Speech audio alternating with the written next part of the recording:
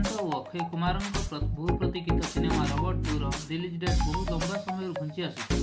किछि दिन पूर्व तो यही खबर सामना को आसीला जे 2.0 रो पोस्ट प्रोडक्शन ए वर्ष शेष सुधा शेष हो पारिबो, जेउथि कि ए फिल्म आसंता वर्ष आरंभ में रिलीज हो पारिबो।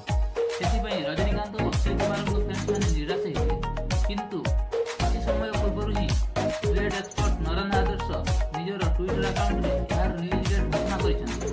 रजनीकांत और अक्षय कुमार फैंस यह जानी खुशी हेबे जे रॉबर्ट 2 आसंता वर्ष नुह ए वर्ष ही सिनेमा घर मान रिलीज हो। नरन आदर्श ट्वीट अनुसार फिल्म 2.0 नवेम्बर 29 तारिख 2018 रिलीज हो। फिल्म 2.0 रो प्रोड्यूसर राजूराम लिंग कहवा अनुसार ये फिल्म हॉलीवुड स्तर हो। फिल्म रे डायरेक्टर शंकर बहुत मेहनत कर दर्शक माने फिल्म देखि परिबे।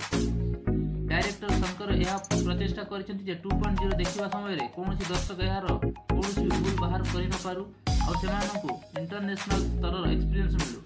आपण को कही रखुछु जे एथिरे रजनीकांत और अक्षय कुमार को छाड़ी एमी जैक्सन मुख्य भूमिका देखा मिले।